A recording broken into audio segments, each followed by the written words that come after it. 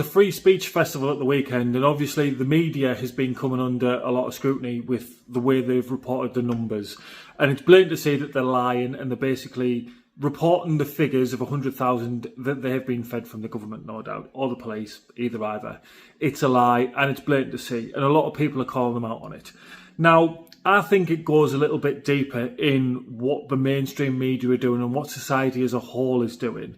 They are reporting that it was a far-right movement. Now, albeit it was organised by TR, I think if you look at, say, Band-Aid, you might not like Bob Geldof or Elton John, but you like the message of what the festival is about. And to call everybody that went there or everybody that was interested in it far-right or an extremist, I think is a bit of a bad move, to be honest. Because what I've found is I get a lot of flack online for being racist, for being far-right, and do you know what? I've got used to being called that. I've got used to thinking, do you know what? I'm not them things. People think I'm them things, and that's fine, and I've got used to being called that. And what you start to do is, if that is society, if society's getting used to being called far-right and extremists and racist and things like that, and they're comfortable with it. I mean, I remember a while ago when reform was a dirty word, and we had the elections and everyone's like, who did you vote for? And people were like, reform.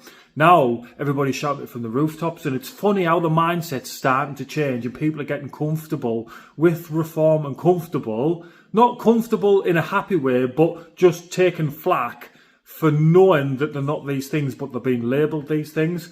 And the problem with that is it's giving people strength in being what they think they are, no matter what people call them.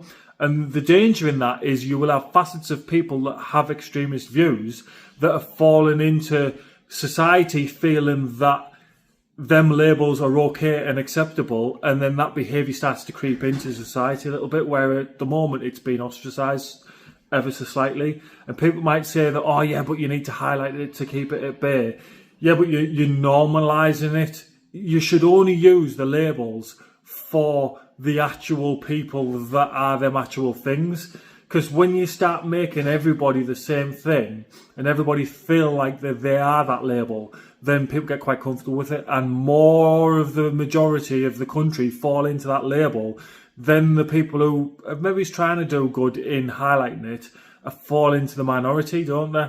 And then the strength is with the extremists, and that's not really the way it needs to be.